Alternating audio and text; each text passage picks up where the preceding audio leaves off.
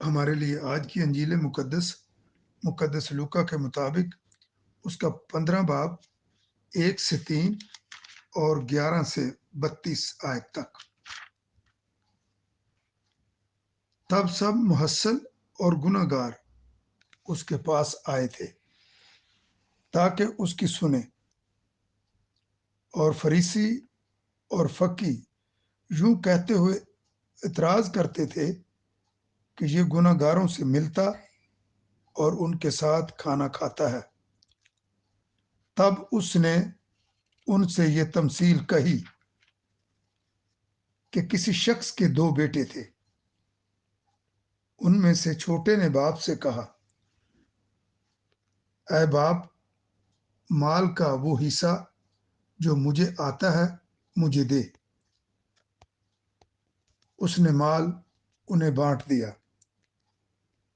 اور بہت دن نہ گزرے کہ چھوٹا بیٹا سب کچھ جمع کر کے دور دراز ملک کو روانہ ہوا، اور وہاں اس نے اپنا مال اوباشی میں اڑا دیا۔ اور جب سب خرچ کر چکا تو اس ملک میں سخت کال پڑا اور وہ محتاج ہونے لگا۔ تب اس ملک کے ایک باشندے کے ہاں جا پڑا۔ اس نے اسے اپنے کھیتوں میں سور چرانے بھیجا، اور وہ چاہتا تھا کہ ان چھلکوں سے جو سور کھاتے تھے اپنا پیٹ بھرے، مگر کوئی اسے نہ دیتا تھا۔ تب اس نے ہوش میں آ کر کہا کہ میرے باپ کے کتنے مزدوروں کو بہت روٹی ملتی ہے، اور میں یہاں بھوکا مرتا ہوں۔ میں اٹھ کر اپنے باپ کے پاس جاؤں گا اور اس سے کہوں گا کہ اے باپ، میں نے آسمان کا اور تیری نظر میں گناہ کیا ہے، اب اس لائق نہیں رہا کہ پھر تیرا بیٹا کہلاؤں، مگر اپنے مزدوروں میں سے ایک کی مانند بنا۔ اور وہ اٹھ کر اپنے باپ کے پاس چلا، اور ابھی وہ دور ہی تھا کہ اس کو دیکھ کر اس کے باپ کو ترس آیا، اور دوڑ کر اس کو گلے لگا لیا اور مکرراً چوما۔ بیٹے نے اس سے کہا کہ اے باپ، میں نے آسمان کا اور تیری نظر میں گناہ کیا ہے، اور اب اس لائق نہیں رہا کہ پھر تیرا بیٹا کہلاؤں۔ مگر باپ نے اپنے غلاموں سے کہا، جلدی سے اچھی پوشاک نکال لاؤ اور اسے پہناؤ، اور اس کے ہاتھ میں انگوٹھی اور پاؤں میں جوتی پہناؤ، اور پلے ہوئے بچڑے کو لا کر ذبح کرو کہ ہم کھائیں اور خوشی منائیں، کیونکہ میرا یہ بیٹا مردہ تھا، اب زندہ ہو گیا ہے، کھو گیا تھا، اب ملا ہے۔ پس وہ خوشی کرنے لگے۔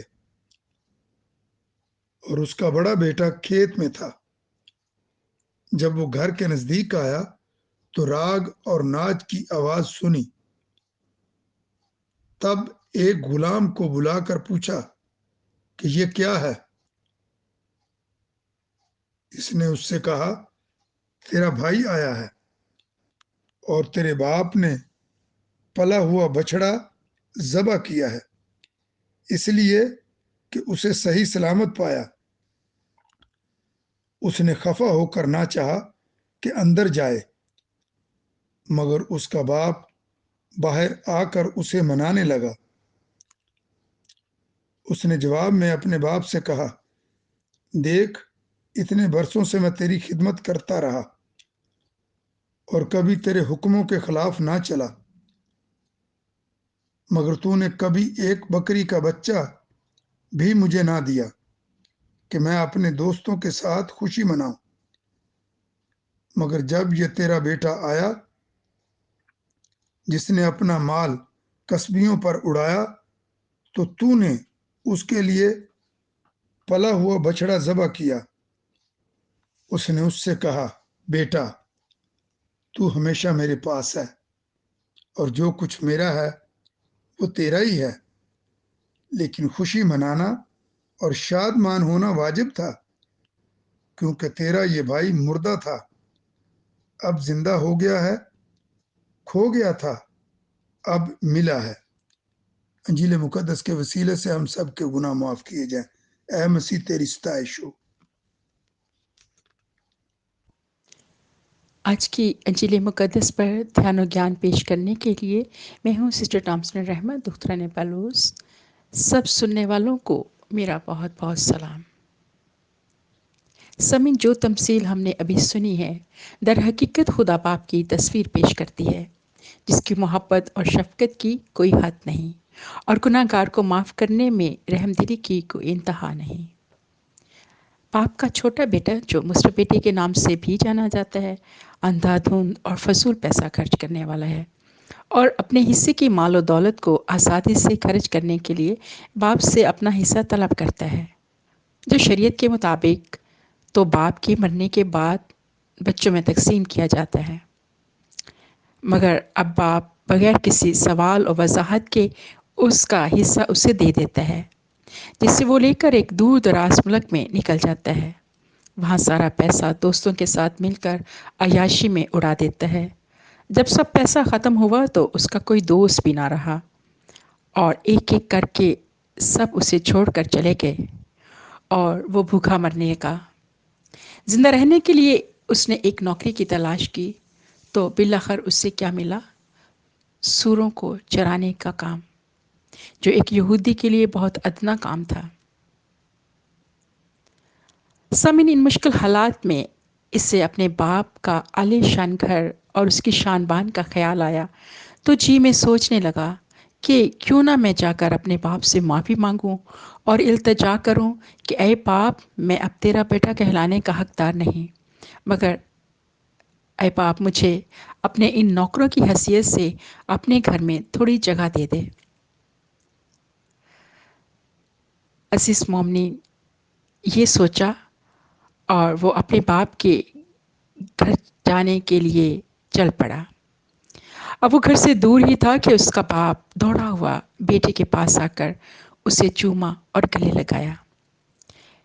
یہ قبولیت اور معافی کی بہت بڑی علامت ہے اور باپ کی وہ وفاداری اور محبت جو اس کی تمام خطاؤں پر غالب آئی۔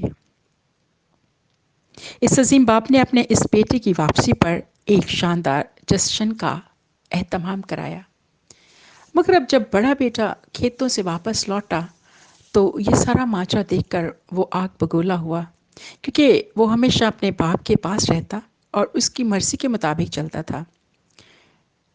وہ خود کو اپنے بھائی سے بہتر اور راست باز مانتا تھا، جبکہ باپ دونوں بیٹوں سے برابر پیار کرتا ہے۔ اس لیے ناراض بیٹے سے کہا، تو ہمیشہ میرے پاس ہے اور جو کچھ میرا ہے وہ تیرا ہی ہے۔ عزیز مومنین، آج ہم میں بھی بہت سارے مصروف بیٹے اور بیٹیاں ہیں جنہیں خود کو پہچان کر اپنی خطاؤں کو مان کر واپس پیار کرنے والے خدا باپ کی طرف رجوع کرنا ہے، اور کیتھولک کلیسیا ایسے راز سے بھٹکے ہوئوں کو اطراف کے سکرامنٹ کے وسیلے سے پاک صاف کر کے باپ کے ساتھ ٹوٹے ہوئے رشتے کو بحال کرنے کی دعوت دیتی ہے۔ جی ہاں، اطراف کا سکرامنٹ جو ہمیں گناہوں سے پاک صاف کر دیتا ہے۔ اس سکرامنٹ کو یسوع نے خود مقرر کیا جب مقدس یوحنا کی انجیل 20 باب میں اپنے شاگردوں سے کہا، جس طرح باپ نے مجھے بھیجا ہے میں اسی طرح تمہیں بھیجتا ہوں۔ اس نے یہ کہہ کر ان پر اپنا روح پھونکا اور کہا، تم روح القدس لو، اور جن کے گناہ تم معاف کرو ان کے معاف کیے گئے ہیں، جن کے گناہ تم قائم رکھو ان کے قائم رکھے گئے ہیں۔ سامعین، بہت سارے کیتھولک مسیحی اب اطراف کے سکرامنٹ کو پرانا رواج، پرانی تعلیم سمجھتے ہیں، مگر آج روزوں کے پاک ایام میں جب ہم ریاضت، دعا اور خیرات کرتے ہیں، پاشکا کی عید منانے کی تیاری کرتے ہیں، تو بہت واجب ہے کہ ہم اپنے کہنوں کے پاس جا کر اس اطراف کے سکرامنٹ کو حاصل کریں اور اپنی خطاؤں، گناہوں کے بوجھ سے رہائی پا کر خود کو پاک صاف کریں اور اپنے الہی باپ کی گہری محبت، رحم اور معافی کا تجربہ کریں۔ خداوند ہم سب کو فضل عطا کرے تاکہ مصرف بیٹی کی طرح ہم بھی اپنے باپ کے پاس واپس لوٹ آئیں۔ آمین۔